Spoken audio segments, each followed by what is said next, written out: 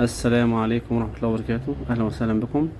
احنا قاعد بنصور شاليه مساحة 110 متر. احنا هنا بجوار قرية شهرزاد ومارينا العجمي، وبعد مننا قرية الروضة الخضراء. هنا أبو يوسف.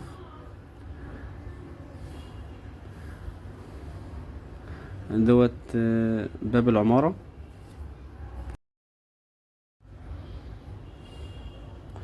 احنا هنا يعني على بعد حوالي تقريبا 400 متر من البحر.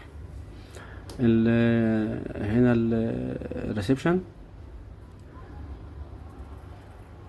المساحة 110 متر، 3 غرفة وريسبشن وبلكونة كبيرة.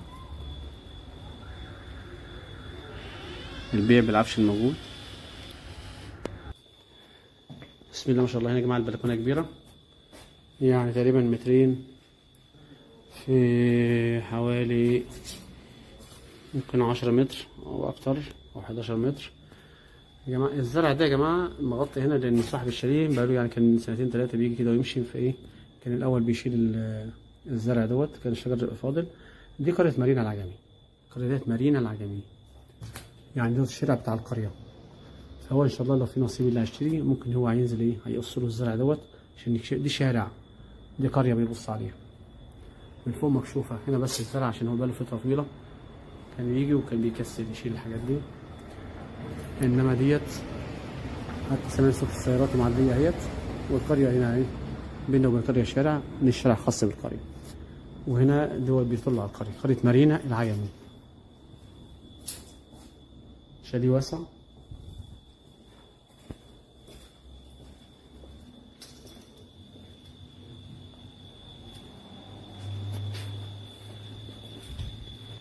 هنا يا جماعة في عداد كهرباء والمية مجمعة. دي الغرفة الأولى. بسم الله ما شاء الله. الغرف هنا واسعة.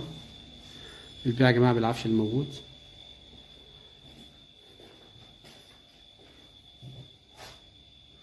هنا في خصوصية في الشاليه، اللي بيحب الأماكن الهادية مفيهاش دوشة وكده. دي أوضة برضه أوسع من الأولى. بسم الله ما شاء الله. هنا لها باب على البلكونة.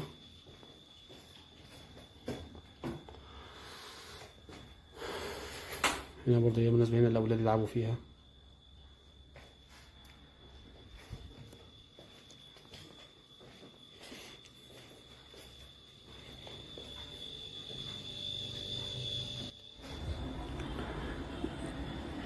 دي يا جماعة الغرفة التالتة، بس واحنا بنصور فوقنا ان محتاجة لمضة. الغرفة كلها واسعة ما شاء الله. الغرفة دي بص على مدخل العمارة. هنا في سفرة 6 كراسي.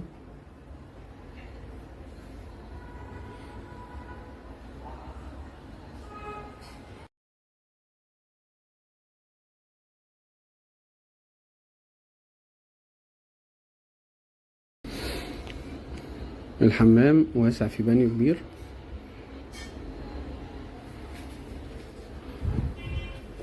مطبخ واسع، مساحة أوضة صغيرة ما شاء الله.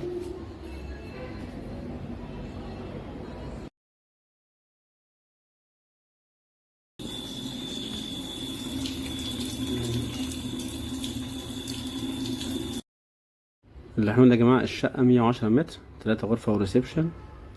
البيع بالعفش الموجود ما عدا التلاجة.